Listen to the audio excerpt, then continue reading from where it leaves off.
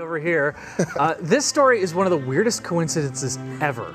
People living in eastern Ohio evacuated their homes last week following a train derailment and chemical spill that sent toxic chemicals into the air. The crazy thing is, they did the same thing for a fictional disaster film a year ago. Something that could actually kill someone. Let's watch a sitcom or something. Evacuate all places of residence. All right, I'm gonna break this down here. The movie is called White Noise. It came out on Netflix in November. It stars Adam Driver. The premise of the movie is this: a freight train derails and explodes, and families have to flee the toxic fallout. The film was shot all over Ohio. It features extras in vacation scenes, including a family from New Palestine. Ben Ratner and his family filmed a scene where they were sitting in a traffic jam of people who were trying to evacuate. Then, last week's train derailment in real life and fire happened less than a mile from their home. They had to leave for real. Yeah. Isn't this wild? Yes. What? Yeah, the simulation is not even good. It's crazy.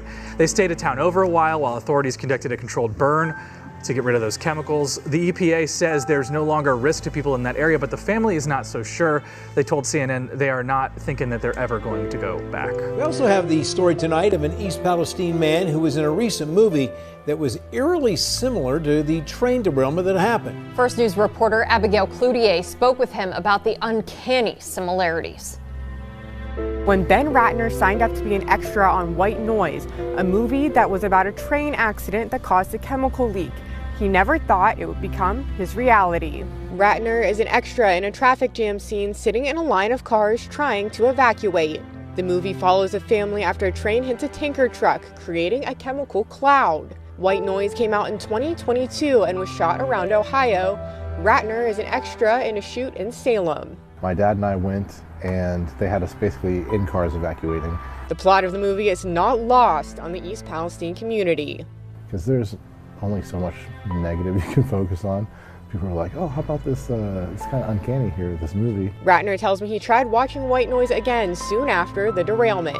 Probably like 15 minutes in, I turned it off. It was not something that I was ready to watch yet. The night of the fire, Ratner and his family were watching his kids' basketball game, and they weren't sure what was wrong at first. They live in what was the 1 mile evacuation zone, and it became clear they needed to get out. Loaded up the kids and the dog and a little bit of clothes we had from mother-in-law's house and went and stayed in Salem.